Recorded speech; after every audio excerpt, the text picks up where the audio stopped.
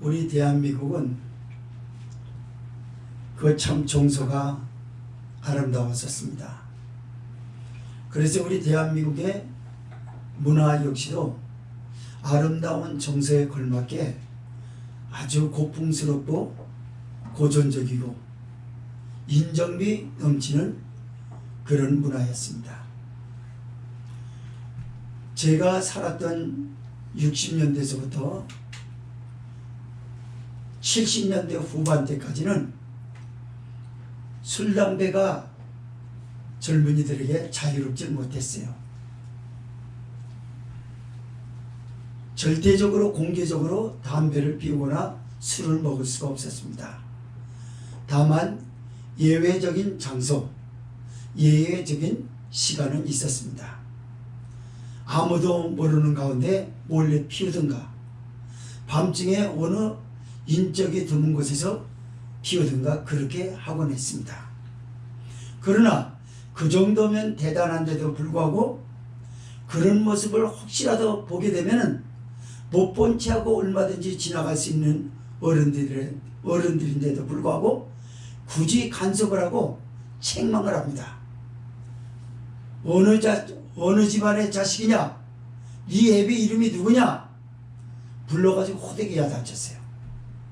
그렇기 때문에 이런 문화였기 때문에 청년들이 담배를 피우다가 어른을 만나면 손을 자주 대었어요. 이거를 누르느라고. 아니면 바지 주머니에 넣어서 두 손으로 움켜쥐고 그렇게 하곤 했습니다. 그런데 게다가 미성년자가 걸리는 날이면 그때는 그 다음날 그 이튿날까지 두고두고 온 동네방네 다 알립니다. 그리고 부모를 불러다 놓고 문책을 해요. 그 부모와 자식이 문책받는 거 저 어려서 많이 봤어요. 아버지도 고개를 못 들고 있고 엄마도 못 들고 있고 그 아이는 말할 것도 없고 그 아이는 막 발길을 찹니다. 어른들이 와서 때리고 막 손바닥으로 머리통 때리고 막 울고 그런데도 막 때려요. 그냥 막 등도 차고 막 이랬어요. 근데 그거 끝나고 나면 두 번째 일벌백계가 그 아들에게 주어집니다. 그 아버지한테 혹간으로 끌려가서 거의 타작질 당하고 나면 반 죽어서 나오는 거죠. 이런 문화였습니다. 그러던 것이 점점 타락해서 이제는 10대 소녀가 백주 대낮에 그것도 교복을 입은 상태에서 3, 4, 5 짝을 짓고 담배를 피우고 술을 먹곤 하고 있습니다. 정말 우리 대한민국이 이대로도 좋을까? 교육은 뭘 하고 있는지, 법은 뭘 하고 있는지, 오히려 그 아이들을 나무라고 잘못된 것을 고치기 위하여 뭔가 일벌백계 뭔가 있어야 되는데 교화시킬 수 있는 것들이 있어야 되는데 촉범 소녀라고 하여 오히려 못된 짓을 하여도 손방망이 처벌로 아이들을 그냥 웃음으로 넘겨버리는 그런 이렇게 이 사회의 법이 교육이 아이들에게 아무것도 해주지 못하는 거예요. 오히려 잘못된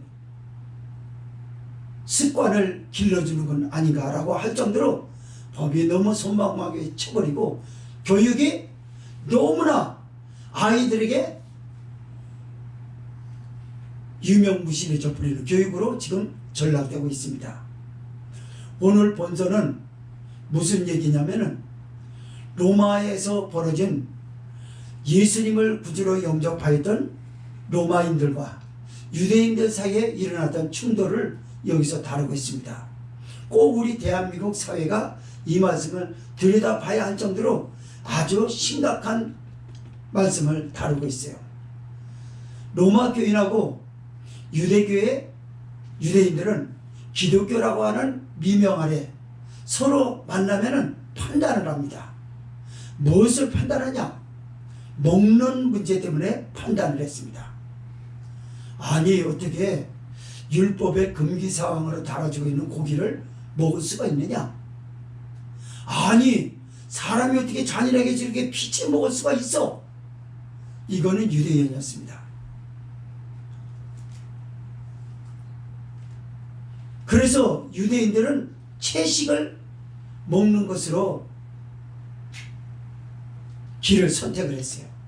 그러나 믿음이 연약한 자들은 대체적으로 율법의 금기사항에서 벗어난 것이라 할지라도 합당하게 먹을 수 있는 것인데도 불구하고 굳이 먹지 않는 거예요. 고기 자체가 부정한 것이라고요. 여기선 로마인들이 대체적으로 그렇게 나타나기 시작했습니다. 로마인들은 로마 신전에 고기를 갖다 바쳐요. 이것을 시장에서 팔았거든요. 그러나 그 고기가 우상의 신전에 올라갔는지 안 올라갔는지 검증할 길이 없는 것입니다. 그래서 로마인은 어려서부터 그 고기가 주식인데도 불구하고 예수님을 구주로 영접하고 때묻지 않는 순수함 가지고 하나님의 사람이기 때문에 율법에서 금기사항으로 여기는 건 먹지 말아야지, 이건 하나님이 기뻐하지 않으니까. 그래서 먹지 않다 보니까 모든 고기를 못 먹겠는 거예요. 그리고 채소만 먹습니다. 그러나 유대인은 율법 금기사항에서 지적하고 있는 것만 안 먹으면 되는 거지 뭘 그걸 못 먹냐. 또 한쪽은 뭐라 그러냐면 예수 안에서 다 좋은 것만 있고 나쁜 것이 없는데도 불구하고 굳이 먹는 것 가지고 먹어야 되느냐 말아야 되느냐 할 게 뭐 있냐, 먹어라, 이렇게 산파가 생겼어요. 그래가지고 이들끼리 만나게 되면 서로서로 수군거립니다. 저 고기 먹는 놈 왔다, 저 피채 먹고 그 오늘날로 회 먹는 사람, 그 당시 회 먹으면요 그 야만인 취급했어요. 그 당시는 저 야만인 놈 저기 왔다. 그러면서 서로 저기 하는, 그러다 보니까 하나가 될 수가 없어요. 다 나눠집니다. 세 부류로 나눠져 버려요. 그래서 바울이 이걸 중지하기 위해서 말씀을 한 거예요. 남의 하인을 판단하는 너는 누구냐? 그 사람이 서 있는 것이나 넘어지는 것이 제 주인에게 있는 것이 아니냐? 넘어진다라고 하는 것은 신앙인으로서 신앙인의 탈락을 가져왔다는 거예요. 시험대로 넘어졌다는 거죠. 그리고 신앙의 경지에 올라가지 못했다는 걸 넘어졌다고 하고, 어떤 일을 할 때 일을 잘 못하고 실수를 연발하는 걸 넘어졌다고 얘기를 하는 거예요. 그러니까 일 실수하는 사람, 일 못하는 사람은 항상 손가락질 받아요. 그런데 남의 하인을 판단하는 너는 누구냐 그래요. 그 사람이 넘어지고 바르게 하든 잘못하든지 간에 그건 제 주인에게 있는 거 아니냐? 너 왜 월권하려고 그러냐? 그 사람이 넘어졌던 걸 일으켜 세울 수 있는 권능은 그 주인에게 있어. 그 주인에게 맡기면 되는 것이지 네가 뭐 이렇고 저렇고 말이 많으냐? 바울은 이 주인을 예수님이라고 했습니다. 너 예수님을 믿지 않냐? 음식이 이게 좋다 말다 하는 사람도 너도 예수님 믿는 것이고, 너도 예수님 믿는 것이고, 너도 예수님 믿어서 천국 백성이 되는 거 아니냐? 그런데 왜 서로 싸우냐? 이 판단이 옳은가는 예수님의 말씀을 들어봐야지. 그래서 바울이 예수님에게로 바꿉니다. 뭐라고요?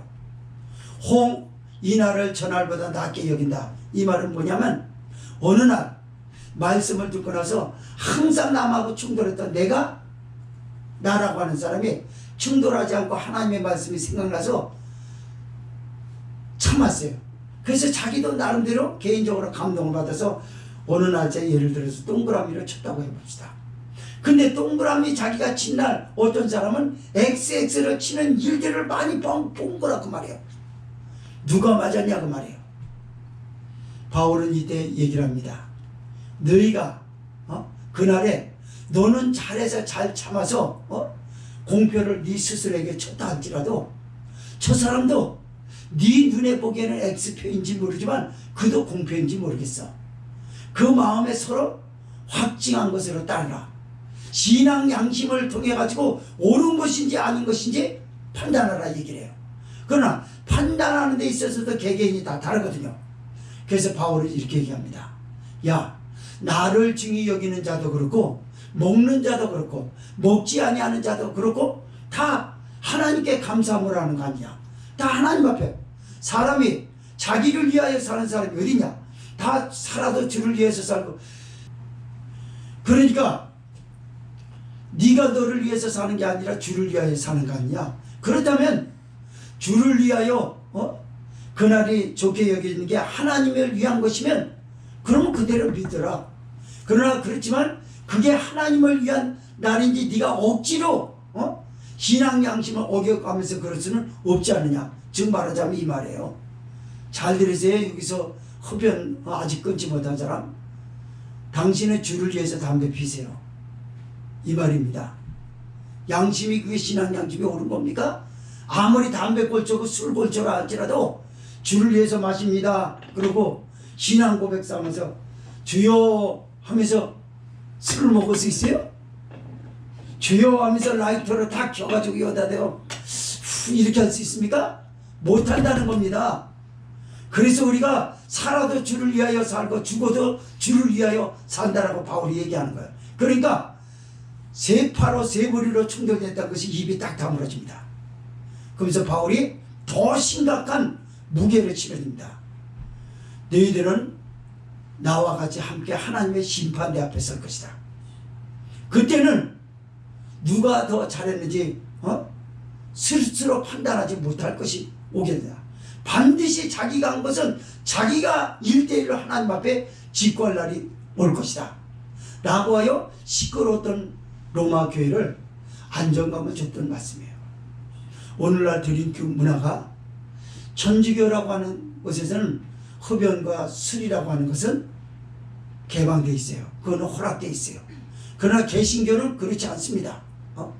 그래서 개신교 중에서도 어디까지가 음주라고 봐야 되느냐라고 얘기합니다. 어떤 사람은요 얘기하다 보니까 그러면 아예 와인을 갖다 취급한다 그러면 당신들은 성찬식할 때 그 포도주는 왜 발효시켜서 먹냐? 우리도 발효시켜서 먹잖아요. 그것도 음주 아니냐? 기준이 애매모호하죠? 그럼 오늘 말씀을 들어보세요. 애매모호한 것이 없습니다. 그게 먹는 음식입니까? 그거는 예수 그리스도의 보혈을 상징하는 것이고 또 그리스도가 나를 위해서 지키신 살을 상징하는 걸 내가 이것 때문에 구원받았다라고 하는 것을 고백함으로 떡을 받고 잔을 받는지 믿으시기 바랍니다. 너처럼 재미로 먹는 거냐 먹고 싶어 먹는 거냐 아니다 말이야. 그리스도의 이래서 애매모호하다라고 하는 사람들에게 절대적 기준을 오늘 말씀하고 있는 성경을 두 가지로 나눠서 보고자 합니다. 첫째로 4절에서 8절은 형제끼리 서로 판단하지 말아야 하는 이유를 지적하는 바울사람. 두 번째 9절에서 12절은 어느 누구도 서로 판단할 수 없는 것은 하나님의 공의로운 심판대 앞에 반드시 서야 하기 때문이라고 말씀합니다. 4절에서 8절 읽습니다. 시작. 남의 하인을 판단하는 너는 누구뇨? 그 섰는 것이나 넘어지는 것이 제 주인에게 있으며 저가 세움을 받으리니 이는 저를 세우시는 권능이 주께 있음이니라. 혹은 이 날을 저 날보다 낮게 여기고 혹은 모든 날을 같게 여기나니 각각 자기 마음에 확정할지니라. 나를 중히 여기는 자도 주를 위하여 중히 여기고 먹는 자도 주를 위하여 먹으니 이는 하나님께 감사하며 먹지 않는 자도 주를 위하여 먹지 아니하며 하나님께 감사하느니라. 우리 중에 누구든지 자기를 위하여 사는 자가 없고 자기를 위하여 죽는 자도 없도다. 우리가 살아도 주를 위하여 살고 죽어도 주를 위하여 죽나니 그러므로 사나 죽으나 우리가 주의 것이로다. 아멘. 저는요 방송 기독교 TV에서 목사님들 나와서 서로 기독교에 대하여 이렇게 대화를 이렇게 나누는 거 보면요 한심하다는 생각이 많이 들 때가 있어요. 성경에 보면 딱 나와 있는데 그걸 대화라고 주제라고 하고 있는 거예요. 그 동성애입니다. 그리고 교회가 어떤 방식으로 신앙을 성도들에게 가르쳐 줘야 되느냐, 그리고 대면 예배가 옳으냐 비대면 예배가 옳으냐, 이거는요 짜장면을 먹는 게 더 낫냐 짬뽕을 먹는 게 낫냐 그런 말 같지 않은 얘기를 하는. 짜장면 먹는 사람이 짬뽕은 뭐 틀려서 안 먹는 겁니까? 어느 날은 짬뽕 먹고 싶어 먹고 어떤 날은 짜장면 먹고 싶어서 먹는 거예요. 그런과 같이 대면 예배는 이미 정확한데도 불구하고 비대면 예배라고 하는 게 옳으냐 지금 시대가 바뀌었기 때문에 비대면 예배로 가야 된다라고 하는 사이버 교회가 지금 많이 곳곳에서 생겨나고 있대요. 그러나 성경은 영원한 줄 믿으시기 바랍니다. 예수님은 어제나 오늘이나 영원토록 변치 않으신다고 그랬어요. 예배는 안 바뀝니다. 희생제사는 안 바뀌어요. 이걸 알아야 합니다. 그렇다면 오늘 본문으로 돌아갑니다. 앞서 말씀을 드렸던 것처럼 로마인들과 유대인들은 기독교라는 미명 아래 한 형제 자매입니다. 그러나 계속해서 판단받는 일이 생기는 것입니다. 로마의 시장에 가면은 대체적으로 육류를 많이 팔았다고 해요. 로마 당시에 다른 나라들은 가난하기 때문에 육류를 실제적으로 거래하고 그런 게 아주 귀족들이 아닌다면 그런 상거래가 일어나지 않았다고 합니다. 그러나 로마는 잘 사는 나라이기 때문에 모든 영세민들까지 돈만 있으면 먹을 수 있도록 육류가 시장에서 팔렸어요. 그러나 그 육류가 어디서 도축돼서 왔고 그리고 그 출처가 뭐냐라고 하는 데서는 검증이 안 됩니다. 그 육류가 로마에는 각종 우상 신전이 많았어요. 그래서 대체적으로 신전으로 들어갑니다. 신전으로 들어가는 제사 고기가 너무 많기 때문에 이걸 제사 드린 사람들이 다 소화할 수 있는 것이 아니었어요. 너무나 많기 때문에. 그래서 이걸 상인들하고 또 종교인하고 같이 거래를 합니다. 뒷돈도 주고받고 이러면서 거래를 해서 싼 값에 구입하기도 하고 정상적인 가격에는 할 수가 없는 거예요. 물이 약간 같기 때문에. 그러나 어쨌든 공해가 덜했던 그 당시는 얼마든지 고기가 몇 날 며칠 가다 부패하거나 썩거나 그런 일은 드물었다고 그래요. 그러다 보니까 이것이 시장에서 신전에 바쳐지지 않은 물건하고 신전에 바쳤던 물건하고 오늘날로 국산이냐 이게 중국이냐 표시하라 라고 하는 게 그 당시는 없었어요. 그러니까 검증이 불가합니다. 그런데도 불구하고 사람들은 오해를 하기 시작합니다. 검증해보지도 않고서 판단하는 거예요. 사람의 선입견은 이렇게 무섭습니다. 저 사람이 잘못되게 저 사람을 흉보고 싶은데 흉봐야 된다라고 하는 근거를 내가 사실 검증한 바가 없어요. 근거를 내가 발견하지 못했습니다. 그런데도 불구하고 어떤 사람의 말만 듣고 진짜 그런 줄 알고 그렇게 흉을 보고 사람을 나쁘다라고 말할 수가 있어요. 여기는 주로 먹는 거에 대해서 얘기하지만 이 판단이라고 하는 걸 볼 때는 모든 것을 다 적용해 볼 수 있는 것이죠. 맞습니다. 그러니까 교회 안에서도 어떤 무슨 음식을 먹었느냐라고 하는 것이 이게 굉장히 중요했단 말이에요. 믿음이 연약한 사람들은 순수한 사람들이었어요. 그러나 그 사람들도 판단합니다. 아니 먼저 된 사람으로서 율법의 금기사항이라고 하고 있다는 건 아는데 그게 율법의 금기사항의 사항으로 된 고기인지 검증한 자고 검증한 너도 일어나 지하에 화장실 갔다 와. 또 눈 넘어간다.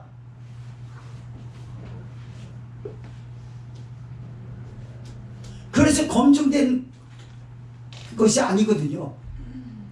그러니까 로마인들 가운데 대체적으로 예수님을 구주로 영접한 지 얼마 안 된 사람들은 순수함 그대로 그 믿음을 지키려고 합니다. 채소 먹자 그냥 채소. 자꾸 저렇게 판단하고 그러는데 식당가에도요 고기 육류 파는 데하고 채소 파는 데하고 있었다고 그래요. 로마에는. 그래서 식당가에서 벌써 육류 파는 데 있어서 가서 먹던 사람들이 채소 먹던 기독교인들이 지나가면 먹다가도 딴 데 쳐다보고 그런 일이 많았답니다. 여러분. 육류를 또 먹는 사람도 채소 먹는 사람 보면은 그 채소 먹는 사람 피하고 서로 그랬다고 그래요. 그러니까 어떤 게 옳으냐라고 하면서 이게 싸우는 겁니다. 채소를 먹는 사람은 고기 먹는 사람 흉보고 고기 먹는 사람은 채소 먹는 사람 흉보고 바보처럼 저렇게 산다고. 또 영적으로 자기는 좀 경건하다라고 생각하는 사람 그게 무슨 싸울 일이냐. 이것도 먹고 저것도 먹으면 되지. 상대를 이해하려고 드는 게 아니라 다 자기 방식인 거예요. 여러분 고기를 먹든 채소를 먹든 다 하나님께 감사함으로 먹으면 좋은 건 줄 믿으실 것 같습니다.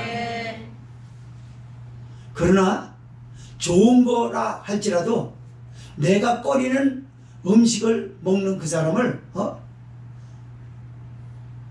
그 사람이 자유하다는 그 음식이 안 되는 꺼릴 수가 있어요.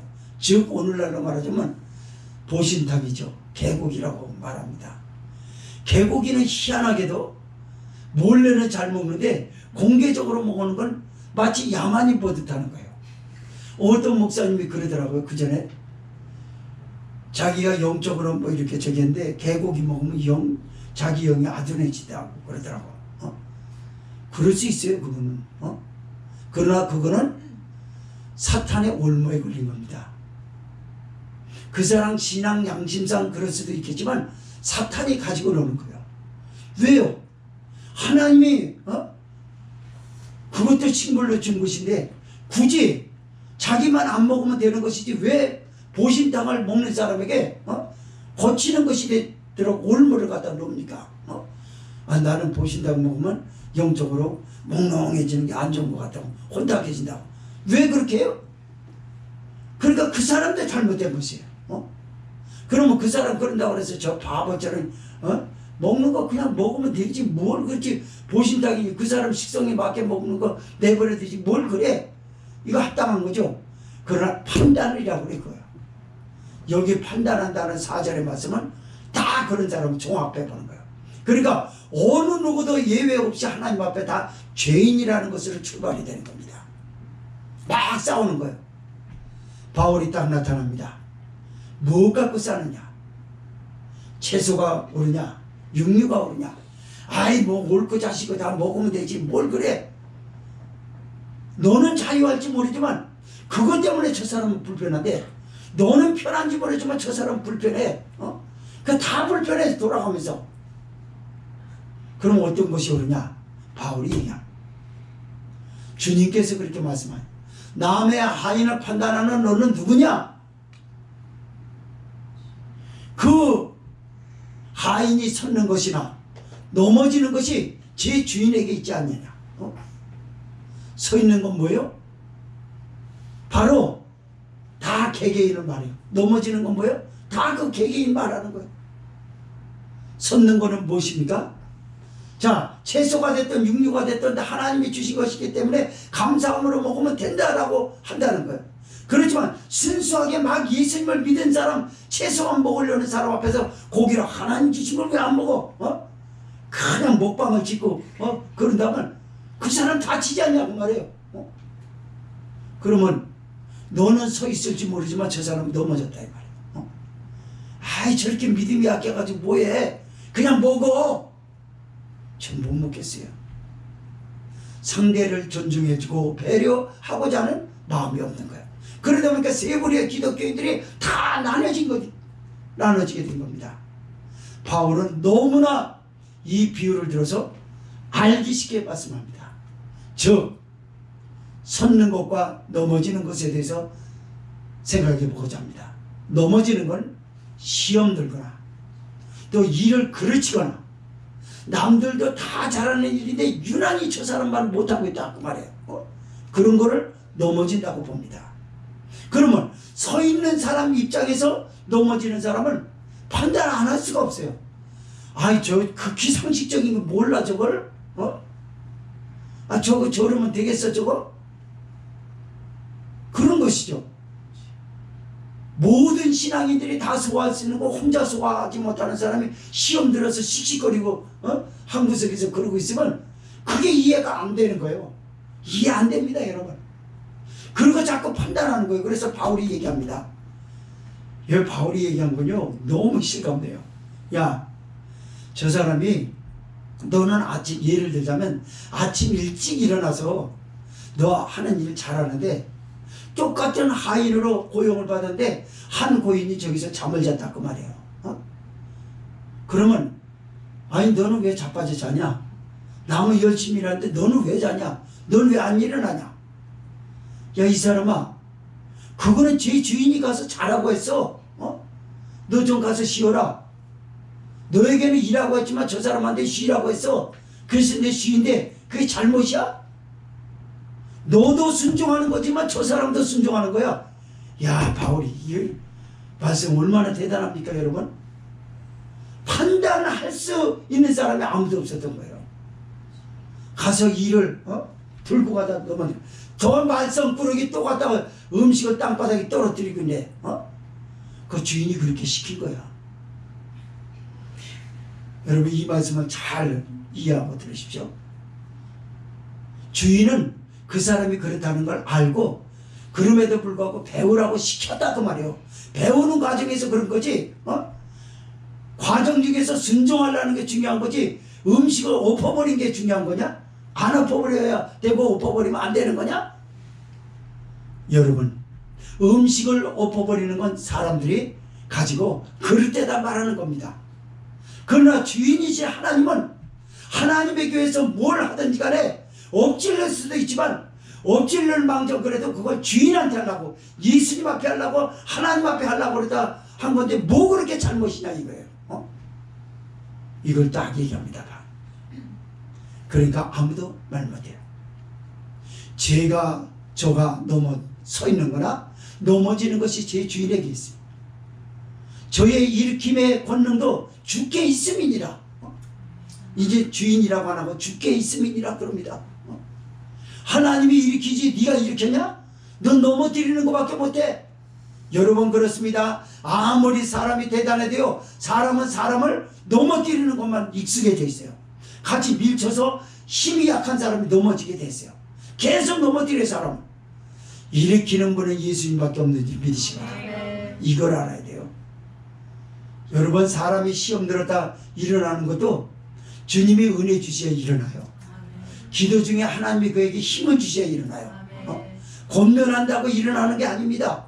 물론 권면이라고 하는 것 중에서 주님의 은혜의 길의 통로로 들어갈 수 있는 길이긴 해요. 그러나 그건 어디까지나 안내일 뿐이에요. 그러나 절대적으로 그 사람을 일으키고 세워주는 건 그 힘은 예수님에게 있습니다. 맞습니다. 성령님이 이걸 한다면. 그래서 5, 6절에 이렇게 말씀합니다. 시작. 혹은 이 날을 전날보다 낮게 여기고 혹은 모든 날을 같게 여기나니 각각 자기 마음에 확정할지니라. 나를 중히 여기는 자도 주를 위하여 중히 여기고 먹는 자도 주를 위하여 먹으니 이는 하나님께 감사하며 먹지 않는 자도 주를 위하여 먹지 아니하며 하나님께 감사하리라. 이게 전 이걸 원고로 쓰면서 이게 좀 몇 주 됐습니다. 이 원고 쓴 거라고. 저도 지나간 날을 쭉 봐요. 어떤 날이 중한 날이었고 내게 있어서 어떤 날이 좋지 않았던 날인가 그건 모르는구나. 날짜를 정확하게는 몰라도 어느 정도는 압니다. 이 로마인들과 유대인들 사이에서는 항상 그렇게 얘기한 거예요. 그 날만은 중요한 날이 있었어요. 즉 하나님의 말씀을 듣고 자기 남을 판단하기 좋아하던 자기 본능을 죽였단 말이에요. 그 의지를 죽이고 하나님의 말씀에 순종했어요. 그래서 공표를 쳤습니다. 그러나 어떤 사람 중에는 X를 받을 정도로 X의 날이 있었어요. 좋지 않은 날이 있어요. 어떤 사람은 더 좋은 날 없었어요. 그냥 평범하게 살아왔단 말이에요. 여러분들 지난 날을 돌아보세요. 중요했던 날이 있을 거예요. 보나마나 더 있습니다. 어떤 사람은 뜨겁지도 않고 차지도 않은 사람은 그냥 그저 그렇게 왔다라고 한다 그 말이에요. 그러나 어떤 것이 옳으냐라고 하는 것은 네 신앙 양심에 있다 그 말이에요. 그러나 신앙 양심에 있어도 오해할 수 없는 게 있다 그 말이에요. 내 신앙적으로 봤을 때 이게 옳다 그 말이에요. 그러나 그게 옳은가? 아까 6절 말씀이 읽었죠. 나를 중히 여기는 자도 주를 위하여 중히 여기고 먹는 자도 주를 위하여 먹으니 이는 하나님께 감사하며 먹지 않는 자도 주를 위하여 먹지 아니하며 하나님께 감사하느니라. 여러분 보십시오. 무슨 말이냐면 그날은 내게 있어서 잊어버릴 수 없는 감동을 받은 날이었단 말이에요. 내가 그러나 그날이 감동적이었다 할지라도 그것도 주를 위한 것 아니냐, 너 믿음의 사람 아니냐 그 말이에요. 그러면 먹지 않은 사람도, 음식을 먹지 않은 사람과 먹은 사람도, 음식을 먹은 사람도 그날은 중요했던 거예요. 내가 먹을 수 없는데 마음에 믿음이 생겨서 이것을 먹었다고 말이에요. 그러나 어떤 사람은 끝까지 먹지 않았습니다. 해가 될 것 같아서 먹지 않았어요. 그러면 나를 중히 여기는 사람하고 음식을 먹은 사람하고 안 먹은 사람하고 다 그게 너를 위한 것이냐 하나님을 위한 것이냐 지금 묻고 있어요. 네 신앙 양심이 옳은지 아닌지를 한번 들여다보라는 겁니다. 아까 그래서 예를 들어서 이렇게 하지 않았습니까? 여러분, 기독교인 중에서 술 먹는 사람이 주를 위해서 먹는 것입니까? 주를 위한 것이 아니잖아요. 그러니까 죄라고 하잖아요. 여기서 그걸 주를 위한 것이라고 할 수 있냐? 너 담배 피는 게 예수님 때문에 피냐? 너 때문에 피는 거지 예수님 때문에 담배 피냐고. 맞습니다. 이렇게 말씀을 딱 들으면 또 어떻습니까? 판단할 거리가 아무것도 없어요. 성도 여러분, 지금 우리는 드링크 문화에 살고 있어요. 교회들이 이상하게 이런 성경도 있고 이런 성경뿐만이 아니라 성경 전체에 나시린법도 있고 성경에서 많은 것을 가리키는데도 불구하고 여전히 음주에 대한 신앙의 기준이 무엇인지를 찾지 못하고 있어요. 기준은 예수님이에요. 하나님의 말씀입니다. 이러쿵저러쿵 말할 게 없어요. 동성해가지고 옳으냐 마르냐 되는 걸 대화할 가치가 없는 겁니다. 여러분, 그냥 상식의 인간이면, 더더군다나 기독교인이면 상식입니다. 어떻게 창조주가 실수를 해서 남자를 여자를 잘못 알고 그 심성을 잘못 알고 남자로 만들었겠어요? 전부 다 만무당한 얘기예요. 그러니까 목사들이 이렇게 성경에 있는데도 불구하고 창조주를 부인하는 줄 모르고 그걸 대화의 주제로 삼고 그걸 대화하면서 시간 낭비하는 걸 보게 됩니다. 이게 얼마나 기독교가 지금 부끄러운 짓을 합니까? 기독교가 명확한 기준을 이 사회에 던져주지 못하는 거예요. 공산당이 오르냐 우파가 오르냐 좌파가 오르냐라고 하는 거 대화의 가치가 없는 거예요. 여러분, 대한민국 사람이면 당연히 우파여야죠. 왜 우리나라를 침범해가지고 전쟁을 일으켜서 우리나라를 망하게 하고 기독교를 망하게 하는 그 나라를 추종합니까? 그게 그게 주를 위한 것입니까? 그러나 주를 위하여 기독교를 박해하는 나라를 근거하는 건 주님을 위한 것입니다. 이 대한민국 사회를 어지럽히고 간첩을 보내고 고정간첩을 집어넣고 대한민국을 지금도 뒤흔들고 있고 선거를 가지고 장난하고 조작질하고 이것이 옳은 겁니까? 옳지 않기 때문에 끊어버리는 게 이 기독교예요. 여러분, 이건 주를 위한 것입니다. 이건 나의 정치적 성향 때문에 그런 것이 아니라고 말해요. 엄연히 기독교가 있고 하나님의 말씀에 이런 것이 있는데도 불구하고 왜 기준을 애매모호하게 해가지고 교회가 아무것도 못한다라는 무능한 소리를 들어야 되느냐라고 하는 거예요. 7, 8절 읽습니다. 시작. 우리 중에 누구든지 자기를 위하여 사는 자가 없고 자기를 위하여 죽는 자도 없도다.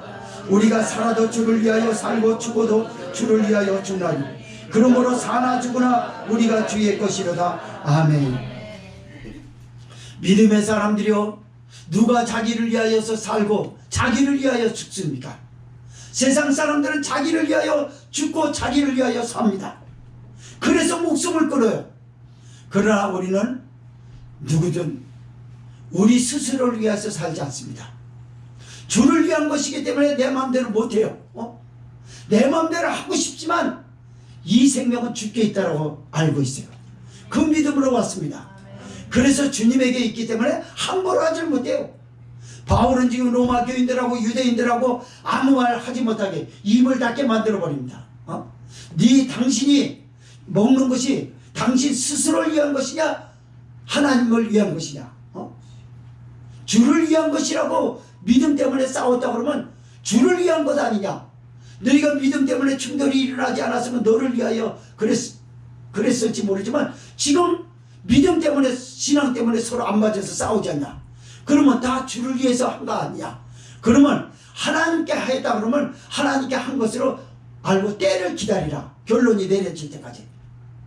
신앙 양심상 옳으면 그렇게 하라고 말해요.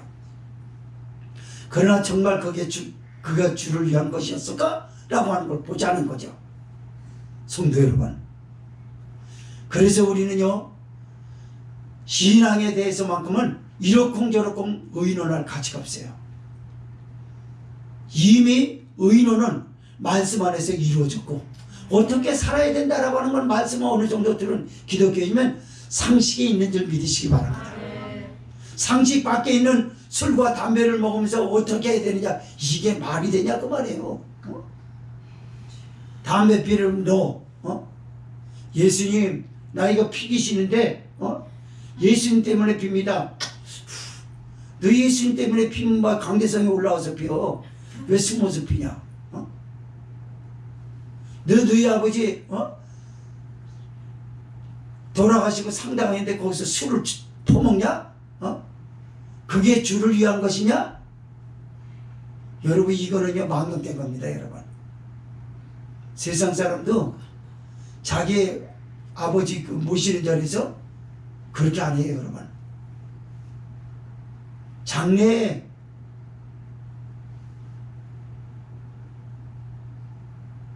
유족들이 조심해야 될 게 뭔지 알아요? 술, 담배 안 합니다. 면도도 안 해요. 세수도 안 해요. 술을 먹었다 그러면요, 그 아주 그냥 망령 때문에, 그런 망령 때문에 없는 거예요. 자기 아버지 돌아가셨는데 술을 먹으면. 왜 얼굴 닦지 말고 면도도 하지 말고 술도 먹지 말아야 되고 담배도 피지 말아야 될까요? 그럴 상황이 아니잖아요. 지금 얼마나 슬퍼하는 시간입니까 지금. 상주로서 술을 먹어? 담배를 피워? 자기 옷매무새를 하겠다고 면도를 해? 크림을 발라? 여러분, 옛날에 그런 거 당치도 않았어요. 하물며 일반적으로도. 그런데 신앙인으로서 그랬다 그러면 그게 주를 위한 것이냐 그래요. 그래서 우리는 살아도 주를 위해서 살고 죽어도 주를 위해서 죽는 줄 믿으시기 바랍니다. 그래서 사나 죽으나 주를 위하여 산다는 말이 여기 있던 것입니다. 성도 여러분, 주를 위해서 살고 주를 위해서 죽는다라는 건 순교라고 하는 거대한 그림 앞에 부담감으로 서서는 안 돼요. 여러분이 적으나 많으나 살아가는 것 주를 위해서 사는 줄 믿으시기 바랍니다. 죽어도 또한 주를 위해서 죽는 것이에요. 이렇게 생각해야만이 망가져가는 이 사회에서 자기의 영혼을 망쳐들게 하는데 빠뜨리지 않게 되고, 타락하는데 나를 방임하지 않게 하고, 오히려 그 가운데서도 구별되어 정체성을 찾아서, 그렇지 내가 주를 위해서 사는 사람으로서 이거는 너무한 것 아니야? 죽을 때마다 이게 주를 위해서 산다고 이것이 남들 안 하는데도 불구하고 그렇게 하고서 내가 주님 앞에 죽어서 가게 되면 어떡할까? 이거 끔찍한 일이죠. 성도 여러분, 여러분은 주를 위해서 살고 주를 위해서 사는 줄 믿으시기 바랍니다. 두 번째 말씀입니다. 9절에서 12절은 그러므로 어느 누구도 서로 판단할 수 없는 것은 하나님의 공의로운 심판대 앞에 반드시 서야 하기 때문이라고 그래요. 9절에서 12절 읽습니다. 시작. 이를 위하여 그리스도께서 죽었다가 다시 살아셨으니 곧 죽은 자와 산 자의 주가 되려 하심이니라. 네가 어찌하여 네 형제를 판단하느냐? 어찌하여 네 형제를 업신여기느냐? 우리가 다 하나님의 심판대 앞에 서리라. 기록되었으되 주께서 가라사대 내가 살았노니 모든 무릎이 내게 꿇을 것이요 모든 혀가 하나님께 자백하리라 하였느니라. 이러므로 우리 각인이 자기 일을 하나님께 짓고 하리라. 아멘. 바울은 우리가 살아도 주를 위하여 살고 죽어도 주를 위하여 죽나니 그러므로 사나 죽으나 우리가 주의 것이로다 이렇게 말하더니 9절 지금 읽었던 것처럼 이를 위하여 그리스도께서 죽었다가 다시 살으셨으니 곧 죽은 자와 산 자의 주가 되려 하심이니라 라고 합니다. 이게 무슨 말씀이냐? 이거 잘 이해를 도와야 될 것 같아요. 자, 예수님이 우리를 위해서 죽었다고 말해요. 죽으신 것은 단순히 우리를 위해서 죽은 게 아니라 우리 죄 때문에 죽으셨어요. 그리고 예수님이 부활하신 것은 우리를 위하여 부활하셨습니다. 그래서 예수님은 죽은 자의 주가 되시고 살아난 자의 주가 되세요. 지금 심판하실 주님이라는 걸 여기서 말씀하려고 그런 거예요. 그래서 주를 위해서 우리가 살고 주를 위해서 산다라고 말씀했던 것이죠. 이거는 유독 로마인 가운데서 로마인과 유대인의 충돌 사이에서 벌어진 것을 바울이 중지하려고 한 게 아니에요. 오늘날 성령은 말씀하는 겁니다. 아까 말씀을 드렸던 것처럼 드링크 문화에 살면서 어떤 것이 알코올이냐라고 하는 걸 명확한 기준이 없다라고 말합니다. 성직자의 입술에서요. 그래서 기독교인도 가벼운 맥주 한 잔은 된다라고 말합니다. 그러나 가벼운 맥주가 주를 위해서 그 사람이 하는 것이라고 그러면 그 사람의 신앙이 얼마나 잘못됐냐 그 말이에요. 그 맥주 한 잔은 2잔이 되고 10잔이 되고 20잔이 되고 사람을 나중에 큰 실수를 하게 만들고 하나님이 주셨던 그 영혼을 타락하게 만들고 망가지게 만들고 남들을 존중해주고 세워줘야 될 그 사람이 자기 때문에 그나마 서 있는 사람까지 넘어지게 하는 것이 그 술이지 않습니까? 그러면 그 기준이 술이라는 말 자체 그 자체가 이미 하나님이 주를 위한 것이 아닌 줄 믿으시기 바랍니다. 그렇죠? 맥주 한 잔, 소주 한 잔이, 막걸리 한 잔이 주를 위한 것인가요? 그건 하는 사람이라도 교회 왔다 그러면요, 아이 그건 아니에요. 깜짝 놀라서 그럴 거예요. 부끄러워서 그럴 거예요. 근데도 불구하고 이런 상황인데 하나님의 말씀은 이런데도 여전히 예수님 믿으면서 담배를 핀다? 그 사람 구원에 대해서 의심을 해봐야 합니다. 구원을 믿고 있는지, 자기가 예수님을 믿고 구원받은 백성인지 스스로 자인하고 있는지 그것부터 따져봐야 돼요. 술을 먹었다 담배를 폈다 그것이 구원을 받았다 못 받았다 라고 할 수는 없어요. 그러나 구원받은 사람이 맞는지는 다시 한번 그 신앙을 점검해 볼 필요가 있죠. 구원받은 백성으로서 아직까지 나는 알코올에 중독이 돼서 어쩔 수 없이 한다. 얼마 안 되면 그럴 수 있어요. 교회 와서 예수님 믿고 세례받고 구원받았는데 알코올 중독자 이렇게 떨고 있어요. 그래가지고 10잔을 먹어야 이게 잠잠해집니다. 그럼 9잔 먹어야죠. 그 다음에 8잔 먹어야죠. 그리고 한 잔 먹고 나중에 반잔 먹고 그리고 끊어야죠. 나는 알코올 중독자라서 할 수 없습니다. 안 떨릴 때까지 먹겠습니다. 그게 주를 위해서 먹는 거냐고. 그 예수님이 너의 죄 때문에 죽으셨는데 그 죄를 먹고 마시냐나요. 그게 죄인데 성경은 그게 죄라고 그래요. 여러분 쳐다보지도 말라고 합니다. 여러분 술이라고 하는 걸. 그런데 이것 가지고 지금 말을 해요. 왜 그럴까요? 드링크 문화에 지배된 이 사회의 일부일 뿐인 거예요. 기독교가. 기독교가 보여줘도 될 게 없어요. 지금 하나님의 교회는 이 사회를 이끌어야 되고 이 나라를 선두주자로 앞장서서 이끌어줘야 돼요. 근데 지도력을 잃어버린 거예요. 그러니까 하찮은 술 한 잔 가지고 이게 옳으냐 저게 옳으냐, 제사 지내는데 절을 해야 되느냐 말아야 되느냐, 여러분 수도 없는 얘기를 가지고 논쟁의 주제를 삼습니다. 논쟁할 가치도 없어요. 이미 상식엔 절하지 말아야 될 것으로 여기 깊이 박혔습니다. 그 상식을 호출해 가지고 주제를 내세워서 대화할 가치가 아니잖아요. 그까짓 개개인의 신앙으로 돌아가보고 하나님 앞에 언젠가는 서야 될 사람이라고 생각하는데 그걸 대화라고 합니까? 대화가 아니죠. 성도 여러분, 여러분은 우리 주님을 위해서 사는 사람입니다. 아멘. 그리고 주님은 죽은 자의 주가 되시고 산 자의 주가 되십니다. 아멘. 죽은 자도 그 앞에 어느 날 가서는 심판을 받아야 돼요. 산 자도 심판을 받아야 됩니다. 그러나 그분의 십자가의 죽으심과 부활하심을 믿음으로 믿었다 그러면 그 심판대 앞에서 의로움으로 구원을 받게 될 줄 믿습니다. 그러나 구원이라는 것 말 밖에 다른 걸 굳이 구원처럼 심각하게 해가지고 하나님의 교회를 해치는 일은 그런 실수를 하지 말아야 될 것을 강조한 줄 믿으시기 바랍니다. 10절 있습니다. 시작. 네가 어찌하여 내 형제를 판단하느냐, 어찌하여 내 형제를 업심여기느냐, 우리가 다 하나님의 심판대 앞에 서리라. 여러분, 여기 네가 어찌하여 내 형제를 판단하느냐, 어찌하여 내 형제를 업심여기느냐 라고 합니다. 판단하는 것과 업심여기는 것, 어느 것이 더 강도가 센가요? 업심여기는 거죠. 그럼 누가 누구를 업심여긴다고 할까요? 판단은 믿음이 강한 사람이 하고 있어요. 그러나 믿음이 연약한 사람은 강한 사람을 업심여깁니다. 아이, 꼴도 보기 싫어서 쳐다보기 싫은 거야. 제가 말 섞지 마라. 지금 여러분 중에 말 섞지 말아야 될 사람 있습니까? 여러분은 지금 누구를 업심여기고 있어요. 그걸 하나님이 책망한단 말이에요. 그 죄가 얼마나 큰 거냐라고 하는 것을 지금 우리를 봐야 되는 것입니다.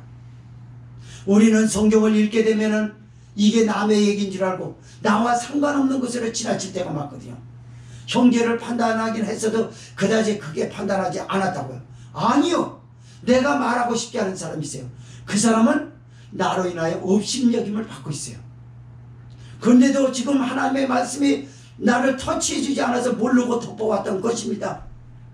제가 여러분에게 성도끼리 서로 판단하지 말아야 될 것을 그래서 강조하는 거예요. 판단받는 것처럼 기분 나쁜 게 없고, 판단하는 것처럼 영혼에 짐이 되는 게 없어요. 기도가 잘 안 됩니다. 난 판단하면 회개거리하고 회개라고 해서 하나님 내가 판단한 거 잘못했으니 용서해 주세요, 그랬다고 해서 많은 건가요? 아닙니다. 두고 이 마음에 짐이 돼버려요. 그래서 마치 하수구에 퐁 뚫려가서 물이 콸콸콸 빠져나가야 되는데 뭔가 걸려서 조금씩 방울 나면서 빠져나가는 것처럼 남을 판단하고 온갖 죄를 저지르는 게 그 하수구를, 나의 영적인 하수구를 막아버리는 것과 똑같아요. 그래서 속 시원하게 안 빠져나가거든요. 그것 중에 하나가 판단이고, 그것 중에 큰 덩어리가 남을 업심여기는 겁니다. 성도 여러분, 판단하지 마십시오. 업심여기지 마세요. 내가 대화하고 싶지 않은 사람은 그 누구도 없어요. 예수님의 한 피바다 한 몸이는 형제 자매입니다. 다 같이 주를 위하여서 살고 주를 위하여 죽는 사람이라고 고백을 했기 때문에 판단받을 이유도 없고, 더더군다나 업심여기를 당할 이유가 없습니다. 물론 업심여김을 당한다라고 해서 피해자로 너 내가 다 위로한다라고 하진 않아요. 성경. 업심여김을 받을 짓을 왜 믿음의 사람을 하냐라는 것입니다. 그래서 성경은요, 가해자가 전부 가해자지 피해자는 없어요. 가해를 회개해야 될 줄 믿습니다. 왜냐? 우리가 다 하나님의 심판대 앞에 서리라. 여러분, 하나님의 심판대 앞에 선다고 그러면 이제까지 믿음 생활하면서 말씀으로 이거 정리하지 못한 상태에서 계속 이런 식으로 살다가 천국에 가보십시오. 마태복음서에서 예수님이 이 말씀하셨어요. 너희 중에 하찮은 말 하나도 내가 그때 가서 너에게 직구하리라. 농담한 것도, 농담 때문에 상대가 상처를 받았다 그러면 자기는 상처 준 사람 몰라요. 그냥 넘어가요. 그러니까 상처받은 사람이 있거든요. 그때 예수님이 그거 물어본대요. 왜 그때 농담했냐?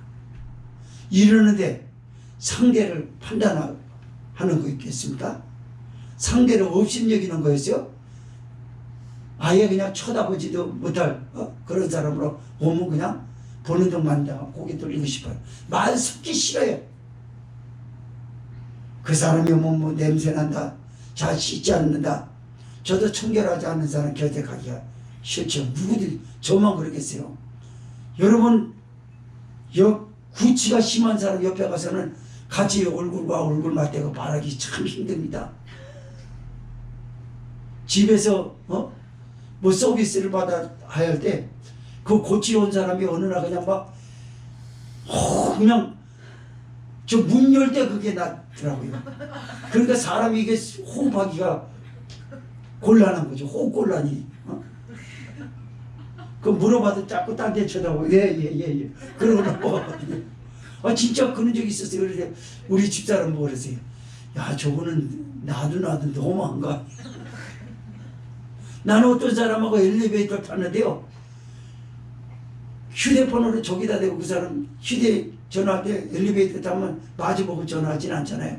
돌아서고 전화하는데 거기가 좁아가지고 입김이 그 벽에 맞고 나한테 메아리 쳐가지고 오는데 냄새는 미치겠더라고. 그래가지고 코 만지는 척하면서 이러면서 내가 넘어간 적이 있었어요.